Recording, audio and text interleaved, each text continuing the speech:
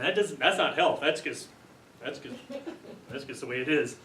If it's eaten at all on the third day, it's an abomination. Oh, we need to talk about this, abomination. You know what abomination is? It's something that's really, really wicked. No, it isn't.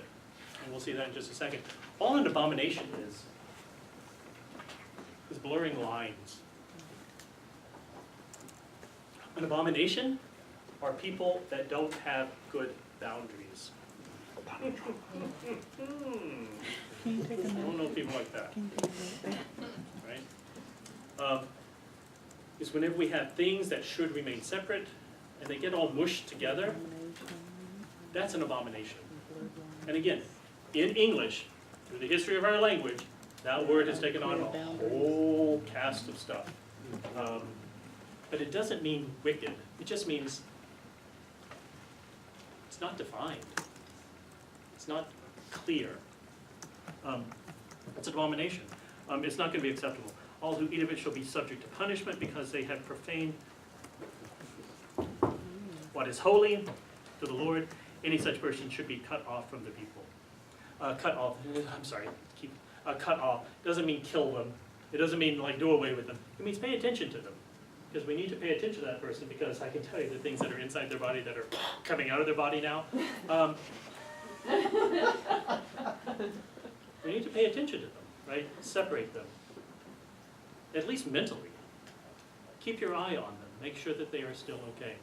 When you reap the harvest of your land, don't reap it to the very edges of your field or gather the gleanings of harvest. It's funny, isn't it, that, and you can see how it's sort of working symbolically, right? It's trying to impress upon you that there are boundaries, and those boundaries are important. And those boundaries are not solid, they're permeable. But you need to cross those boundaries appropriately.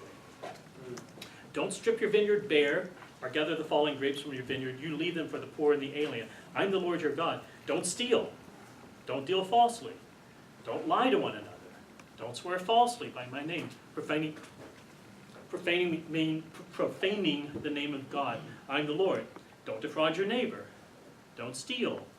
Don't keep for yourself the wages of labor until morning.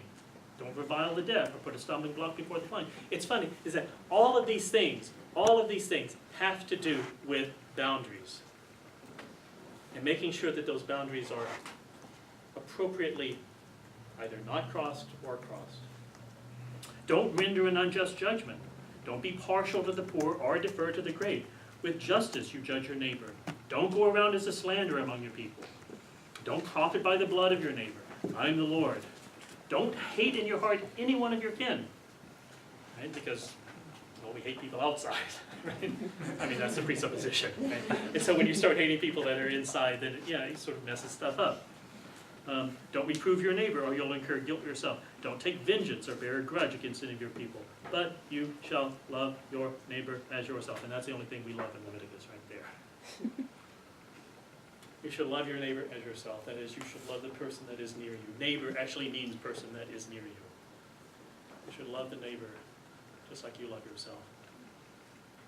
But you see, it has to do with boundaries. Things that are... Jeez Louise.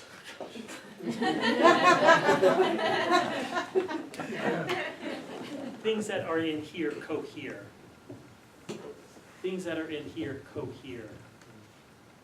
Making sure that coherence, it's almost as if the coherence of things in here is almost as important as maintaining the boundary. In fact, if you maintain the coherence in here, you don't need to worry so much about the boundaries.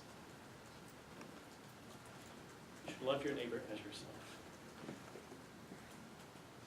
It's a funny thing, isn't it, right, when the lawyer came to ask Jesus, what's the greatest commandment? He quoted something from Deuteronomy that we'll talk about in about 2 classes. But the other thing he says is this, and it seems to me that it's often, my opinion, trivialized as just loving people. That's the important thing. It seems to me the way in which it's written right here in Leviticus, in 19, and in the context of Leviticus as a whole,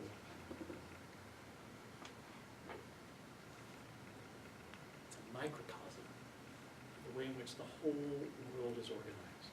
And the way in which the whole world is organized is good, and beautiful, and balanced, and harmonic, and very, very good. My opinion is, that's the end of the lecture. My opinion is that you cannot read one page of the New Testament without running up against this. Paul, when he talks about the new creation, he says that we are the of Christ. Ta-da! Right? The remarkable thing is, in my opinion, that when we read throughout the Gospels, Jesus doesn't wipe this away. What he starts doing is something even more remarkable, and that is he takes this, and remember how I said that we're all going to eventually wind up here? What's absolutely remarkable is that he actually does hop out. He does actually pop up. And in fact, he doesn't just pop up here. He pops up here. It seems to me that our hope, our confession, we as Christians, is that the chart's still true. That somehow, through the death, burial, resurrection, and ascension of Jesus, that natural flow be reversed. And that at the end of time, all things. Thank you. See you later. Next time.